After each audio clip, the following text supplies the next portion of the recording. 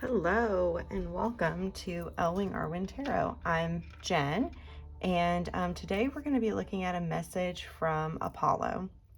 So to do this, I've got the Seed and Sickle deck, and because it's Apollo, we're going to be looking through the Dawn guidebook at whatever card comes through here, and that's going to kind of, like, between that card and my Wisdom of the Elders Oracle deck, that's going to kind of show the direction that we're going to go with this reading. So let's first get our oracle card. See what Apollo wants to say today. All right, I think this one, the Clematis, and I'm also going to grab Henbane. Okay, that's going to be interesting. All right, I'm going to set those over here. And let me grab my Wisdom of the Elders card.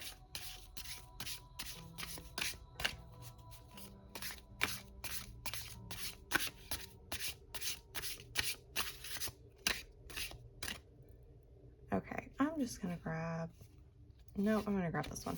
All right, Sweat Lodge Rebirth. Okay, let's see. That's not quite gonna do what I want it to, but it'll work okay. All right, so we've got some rebirth going on.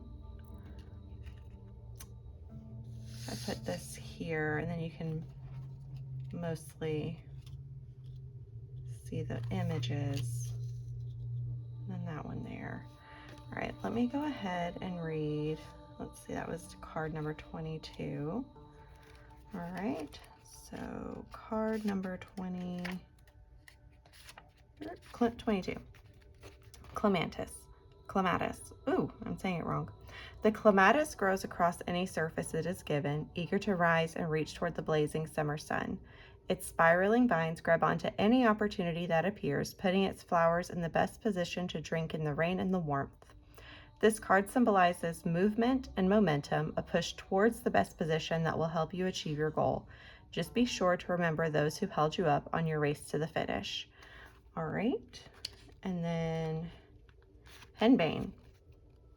In ancient Greece, the bodies of the dead would be crowned with chaplets of henbane flowers to wear on their journey down the river Styx, a final link between their past lives and the new one awaiting them. Whatever your destination, you're on the final stretch. Your goal is so close that you know the way with your eyes closed. Wear your crown, move forwards. The river will take you there. Oh, snap. Okay, so I'm glad we did both of these cards because they both are talking about this movement forwards towards rebirth. And also, did anybody notice what we have here at the top there? What is that? That's a sun. Sneaky little Apollo. All right, so we have literally death and rebirth. So what do you want to tell us about letting go and moving forward on our journeys? Okay. Y'all, look, I know I have to do only half of the deck when I do my cards. I have tiny hands. Okay. You know what? I'm going to do one more good shuffle, and then I'm just going to reach from the top. And we're going to see... Or counter offer, we just take those 3 and these 2. All right, cool. Thanks, Apollo. I was telling you something was going to happen and it didn't. All right, so first, Queen of Swords. All right, Page of Cups. And, well, the Wheel of Fortune, obviously. And then we have the Star and the 3 of Cups. Okay, I'm gonna move these up a little bit because I know I have room. Okay, let me show you what I'm seeing here. In this process of death and rebirth, right? We have our lovely Queen of Swords who is not afraid to tell people where to get off And she's not afraid to sit there and say, cut you out of my life. I'm done with that. That's what she's doing with her sword right there. She's looking and surveying like what's going on in her life, what she needs to keep and what needs to be let go. And I just noticed right here, see this little bowl, this cup that's like almost imprisoned underneath her seat, right? Keeping your emotions in check right now. Don't let your emotions or what you're emotionally attached to keep you from making those swift decisions about what needs to stay and what needs to leave. In fact, up here, we also have, it looks to be an eagle or a hawk, either way. Both are reminders that you need to, that, we talk about having an eagle's eye, right? Being able to see far and to see clearly. And that's what she's doing from on top of her perch here. She's surveying her life and seeing what needs to stay and what needs to go. And at the same time, these are hard to get up for some reason today. All right, at the same time, we have our Page of Cups. New relationships, things are coming in. It's almost like the cards are saying, hey, you have these new relationships coming in, but don't just dive right into them. Don't just sit there and open your heart. Like, be mindful of who you're around. Be mindful of what's coming in, who you're letting in, because at this point in time, you need to be really strategic about what's happening. Of course, we have the Wheel of Fortune here, and the Wheel of Fortune is just saying like, hey, there's definitely this major shakeup happening, this shift, and you are going to have new fortunes. You're going to be able to change the way that you interact with life. And since we have the Page of Cups here and the Queen of Swords, like and my cat, hold on baby, let's get you down. I know, fluff ball, love you. Because you have the Queen of Swords right beside the Page of Cups, it's really saying, hey, look, you really need to evaluate and analyze what relationships you want and which ones you don't right now. And with the wheel, it's saying that there's going to be this turnover. And then in the second row, these I love the purple cards, purple, intuitive, crown chakra or crown energy center. Lots of healing happening. Lots of, hey, I have these hopes and dreams and visions. And these things that have hurt me in my past are actually going to go back and like they're going to be healing. And then we have the Three of Cups, which is all about like community, and they're celebrating. They're spending time together. And because you have both of these cards have these constellations in the sky, it's almost like this is fated, especially with the Wheel of Fortune down here. It's a very fated pairing of, you're right on the precipice of finding your people. You're right on the precipice of finding the community that you've longed for and that you've wanted for so long.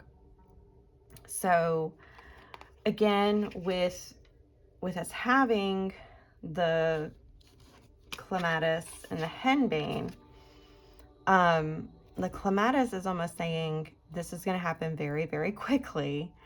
And the henbane is saying this is definitely a death and rebirth kind of a process. We literally have the sweat lodge here that says rebirth. So you're getting this new energy of people that you probably don't have to worry so much about.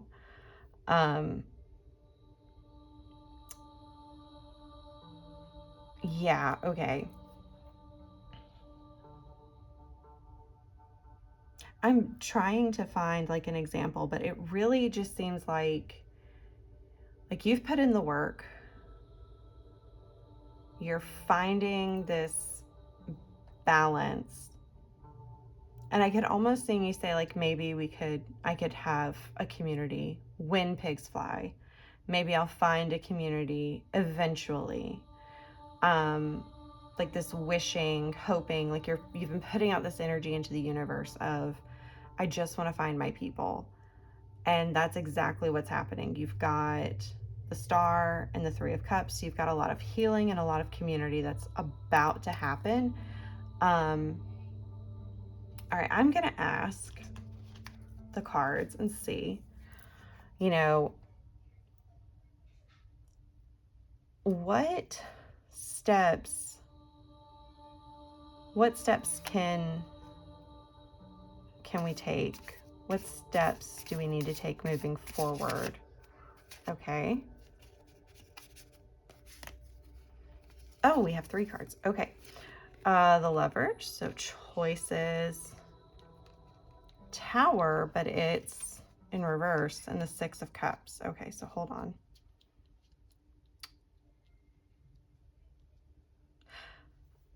With the Lovers here, I'm actually thinking it's more of a trusting.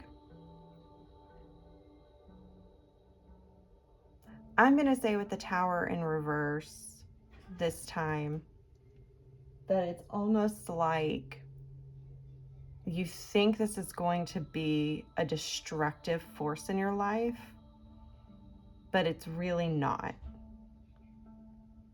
Like, you think the only way this could possibly happen is if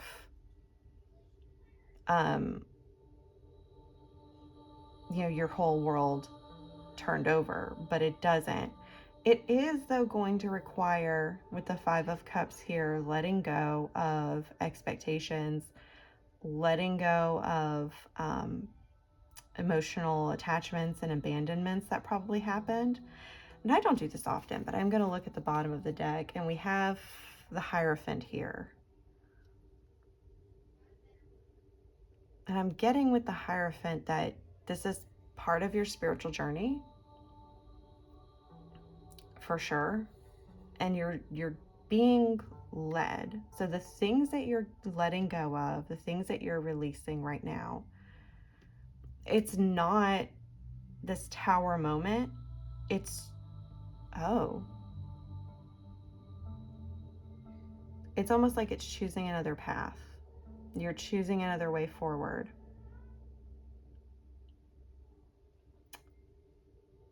And I'm just going to ask here, because I know for me recently there have been a lot of different deities coming up in my area, different people. Maybe you're having that change of, like, a changing of the guard almost, like you're choosing someone else, and you're afraid this is going to be a Tower moment, but really it's just a releasing of old energy. I mean, really, it's like you don't hate it. Maybe you do hate it. Hold on. Let me get this image. It's almost like, okay, you buy a brand new sweater or shirt and you absolutely love it, and then you go to put it up in your closet, and there's this old t-shirt or old sweatshirt that you really used to love. It was your absolute favorite, and now it's just not. Like, it's not hitting the same. Maybe it doesn't fit the same way. And part of me is like, oh man, I hate it. I wish I could wear this like I could when I was younger, or, it just doesn't fit right since whatever happened. Maybe you gained weight, lost weight, had kids, maybe you turned 30 and your metabolism slowed down and you're like, what the heck? Or you turned 35 and all of a sudden nothing fits the same at all. And you're like, what is going on? But you don't, you miss it. You miss that connection, that almost relationship in a sense that you had with the sweatshirt. You miss that relationship that you had with your previous deity, or when you worked with that deity. But this is more of, but then you realize it never really fit right. Maybe you had images in your head of, oh, this is going to look so cute. And it just didn't. Or maybe, that's just not your color, or you started liking something else. And so you don't hate the sweatshirt or the time that, or the shirt or dress or pants or whatever. You don't hate them, that article of clothing. You're just ready to release it. You're ready to let it go. And maybe somebody else, like I watched this TikTok this morning of this girl who was talking about having this existential crisis because she had recently taken a jacket to the consignment shop and she saw somebody wearing that exact same jacket. So she was like, I know that's my jacket because it was in the same area and like all of the stuff. And she's like, you know what? I kind of miss wearing the jacket, but what really got me was how good she looked in it. And so I feel energetically like this is definitely a time of releasing the things that don't fit us. Maybe that's something with your spiritual practice. Maybe that's something in your daily, like real life relationships. Maybe that's, maybe it is with articles of clothing. You know, the things in our life also hold an energy. Not in the same way as like people, but they do hold an energy. And so we still have to be mindful of like who and or what we're allowing to clutter up our spaces. Maybe it's just time to do a deep purging and a getting rid of things in your life. Maybe it's people. Like, let's go back here to the Queen of Swords and say, what am I ready to cut out of my life? Ultimately, only you are going to know that. I do think that this can fit a lot of people right now because, you know, astrologically, we're looking at Mars getting ready to oppose Pluto. And that can definitely be a time of releasing, of getting things out. And maybe you're just finding, hey, I just need to find different people. Maybe it is your real life relationships. I'm going to go ahead and say it. So here's the deal. The reason, I'm not going to lie, I don't want to work with Apollo as much. But Apollo keeps freaking knocking on my door, like one of my cats currently, who's sitting there meowing just to be let out. And so maybe it is choosing, like you're going to start working with a new deity. Could be Apollo, because apparently he and Hermes are really popular right now. I don't know. I just know he showed up in one of my meditations and I was like, what are you even doing here? But yeah, so anyway, you're ready to release something. Oh my Lord, that cat. Anyway, you're ready to release something. You're ready to let something go. And like I said, it's not going to be a tower moment. But what it's going to provide in the end, again, is a sense of healing and a community, oddly enough. So yeah, definitely, if you're looking for ways to release this, journaling. I always love writing stuff down on paper and burning it. If you're under a fire warning or a burn notice, like most of the places right now are in the United States, definitely do so safely. Definitely do so safely. We don't want like huge fire hazards happening, but write it and burn it. Just write it out energetically anyway with a pen, preferably, because there is a difference in energy when you write something down versus just typing it up. Try both if you need to be convinced and just see. But it feels different. And get ready to release stuff. Maybe put on some releasing frequencies on YouTube or something.